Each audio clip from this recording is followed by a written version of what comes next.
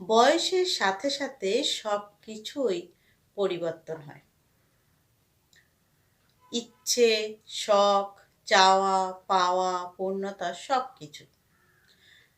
ধরুন, এখন আপনার একটা চমৎকার জায়গায় ঘুরতে যেতে ইচ্ছে করে, ভালো একটা পোশাক পরতে ইচ্ছে করে, পছন্দের খাবারটা খেতে ইচ্ছে করে।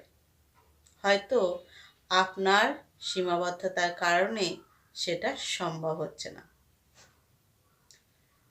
কিন্তু একটা সময়ের পরে এসে দেখবেন এই সমস্ত কিছুই অফুরন্ত পাওয়ার পরেও আজকের মতো সেই উৎফুল্লতা, সেই আনন্দ, সেই উচ্ছ্বাস, এই ব্যাপারগুলোই তখন আর থাকবে না। তখন হয়তো আপনার আলমারি ভর্তি শাড়ি গয়না থাকবে, টেবিলের উপর সুসজ্জিত থাকবে হরেক রকম দামি দামি খাবার। পৃথিবীর আশ্চর্যময় সুন্দর জায়গাগুলোতে আপনি ইচ্ছে করলেই যেতে পারবেন, কিন্তু আজকে সেই আনন্দ, আজকে সেই ভালো লাগা তখন হয়তো আর থাকবে না। আর থাকলেও সেই ভালো লাগা অনেকটাই ম্রিয়মাণ হয়ে যাবে। সময়ের সাথে সাথে মানুষের ইচ্ছের ধরন যেমন বদলায়, তেমনই বদলায় অনুভূতির গভীরতাও।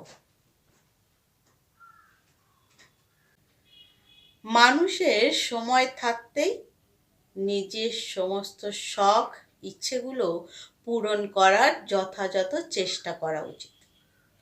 আমরা সবসময় ভাবি যে সময় আছে, একদিন ঠিক হবে।